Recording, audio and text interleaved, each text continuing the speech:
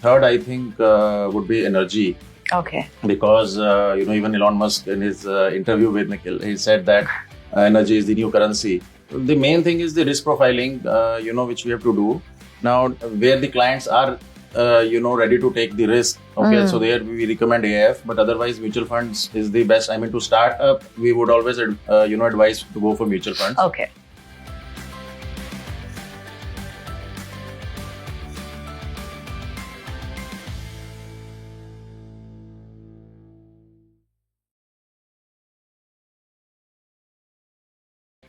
Welcome to Market Pillars Uncovered, the educational series where we bring you powerful insights from leaders shaping India's financial ecosystem.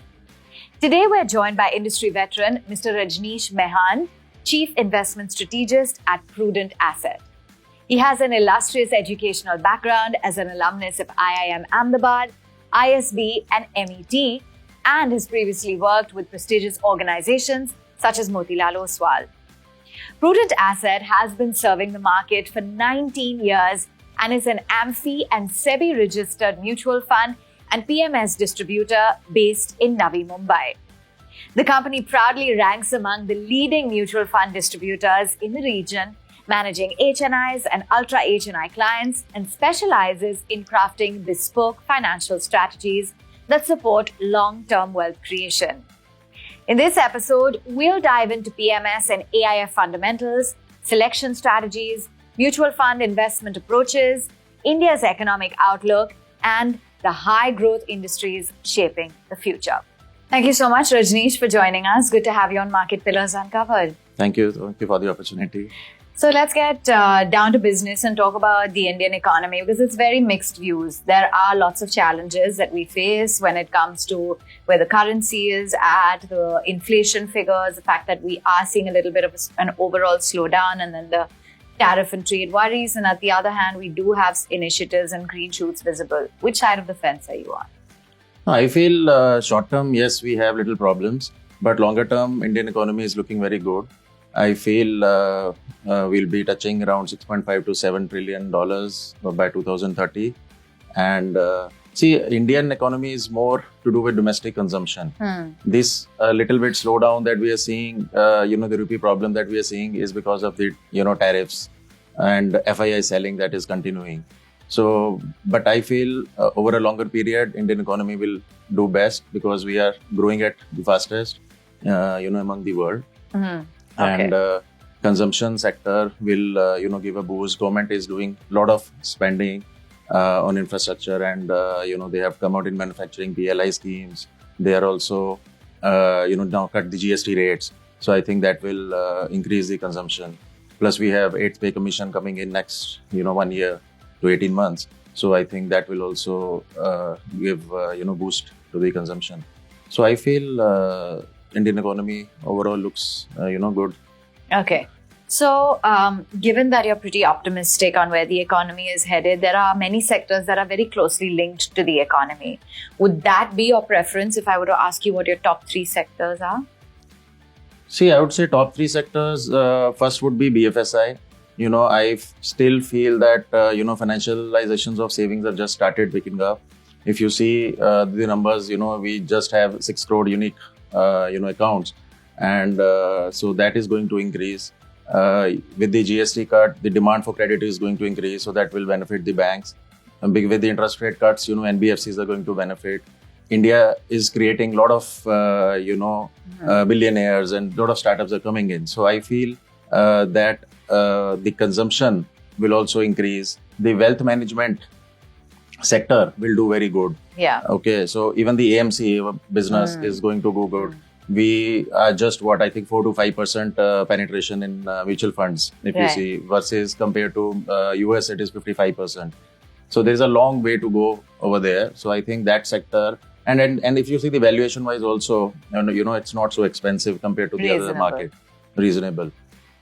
So that is one sector. Okay.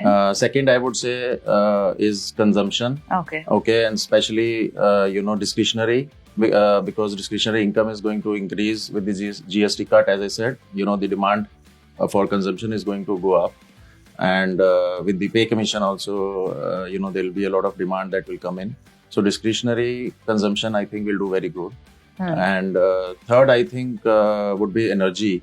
Okay. Because, even Elon Musk in his interview with Nikhil, he said that energy is the new currency. See, this generation, if you see, everybody is on their phones, so they are going to consume a lot of data. And whether it is AI, whether it is, robotics, anything that new technologies that are coming in, we will need lots and lots of energy for that. So renewables will do very good. Data centers will do very good. Green energy. Solar also, like our 3032, we have target is of 500 gigawatts. Okay, so there is a lot of investments that is happening in solar. So I think energy sector looks very good overall. Right. And third, I think consumer durables, I think I've already said. So energy, consumer durables and BFSI. Okay, that's interesting. And what about Prudent Asset? Can you help viewers understand what are some of your key offerings and what's in store? See, Prudent Asset, so we are a 20 years old company.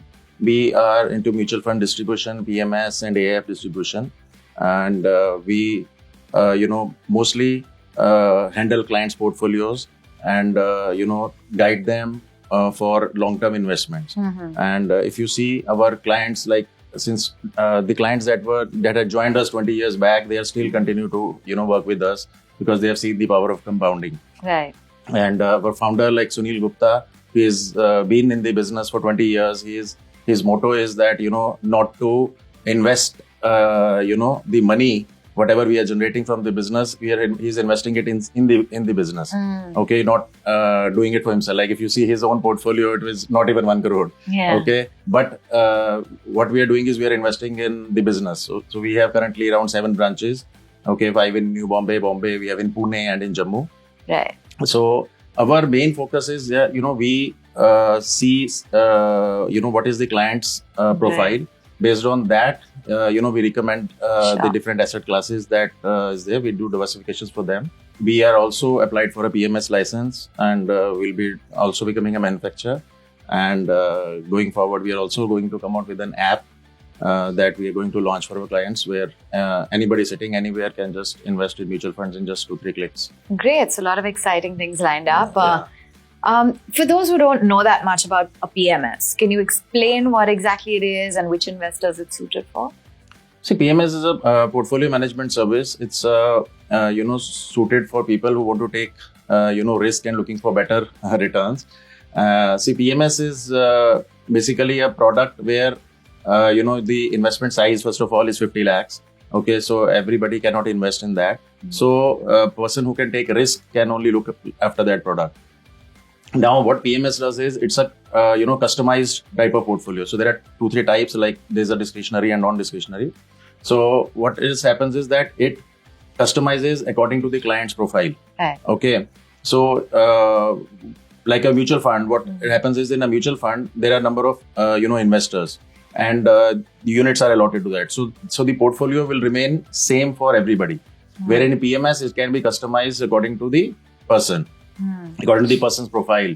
Also, sometimes you can also do where a person doesn't like, certain sector or religiously he doesn't want to invest in a cigarette or a alcohol-based, company. So that can be customized for him basically. Okay. And but return-wise, if you also see, some of the PMSs has given better returns than mutual funds, and comparatively. But I would say it's a product where you need customization, where you need the stocks in your portfolio. And now again, in your demat account. So what happens in PMS?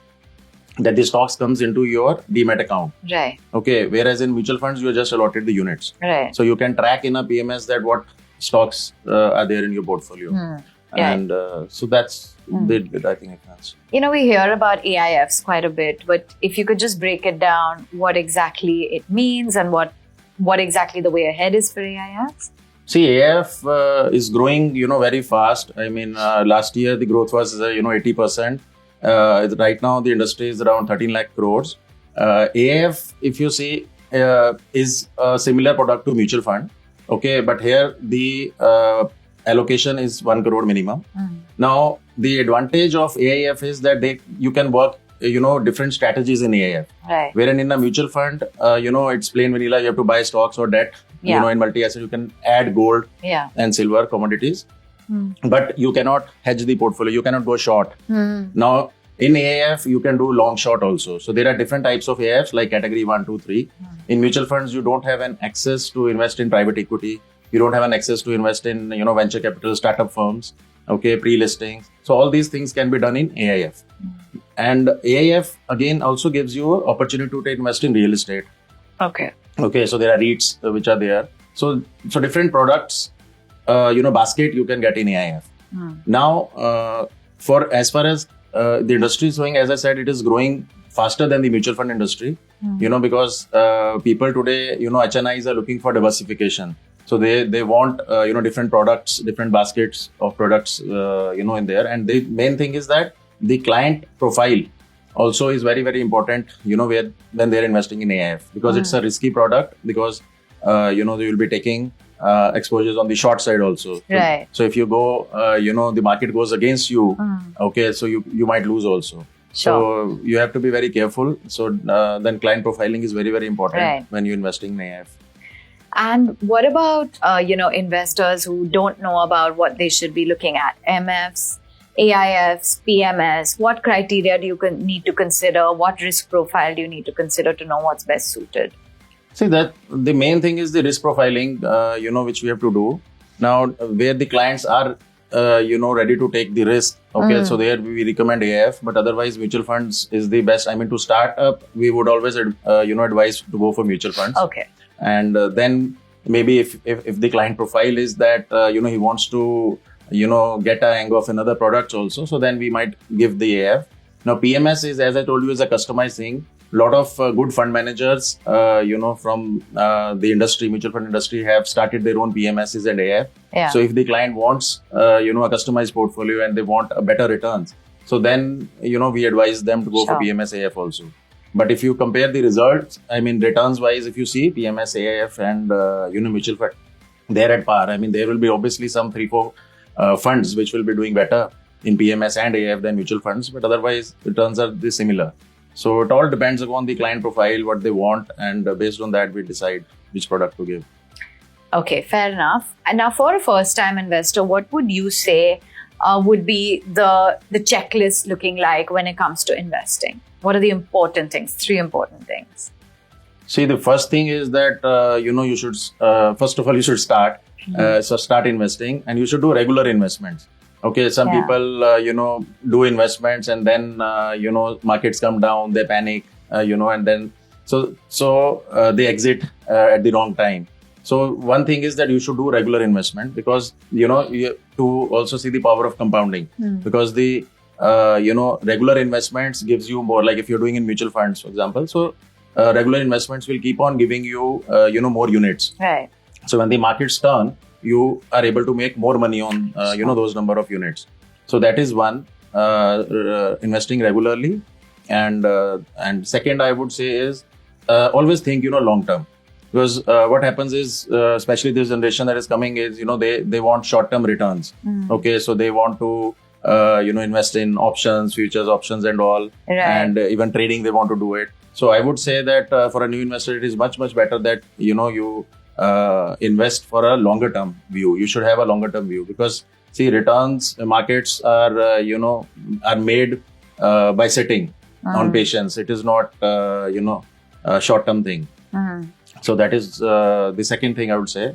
And third thing I would say is you should always, you do proper asset allocation. Right. You should diversify your portfolios, because what happens is if you go for one asset class and that asset class doesn't perform well, so you have a tendency of losing, and then you panic.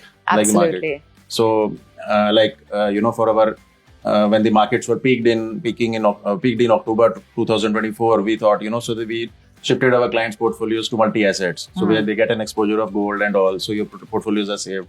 So depending on the client profile, you should always diversify your asset classes. Don't put all your eggs in one basket. Yeah, that's important. That's very, very important. Sure.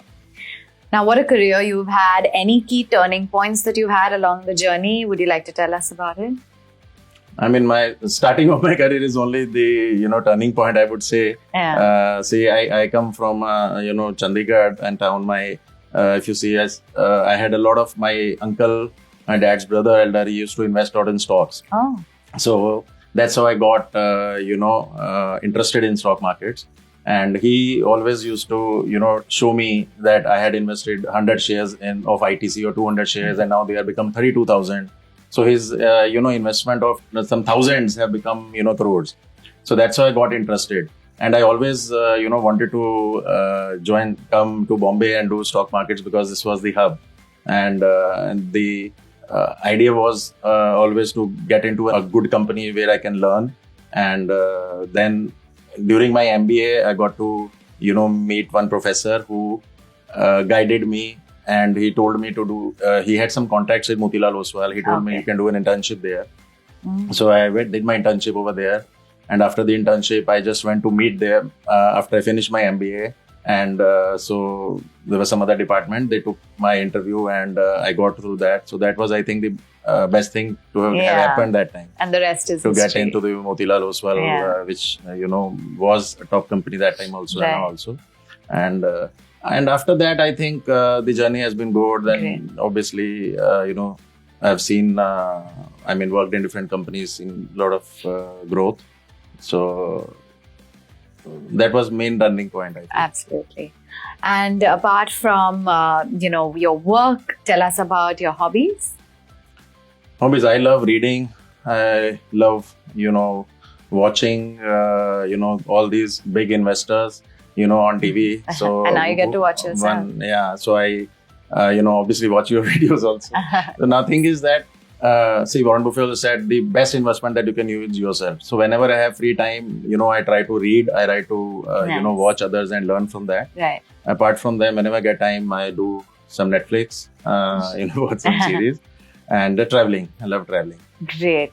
Thank you so much, Rajnish, for chatting with us today. Good to get your perspective. Thank you. Thank you very much for giving this opportunity. This is I think this is a very good platform that you built up for the, younger generation. Yes. To learn. Thank you. Thank you. Well, that's all on this episode of Market Pillars Uncovered. Don't forget to like, share, and subscribe to Money TV for more insightful conversations with India's leading market voices. Until next time, invest smart and stay informed.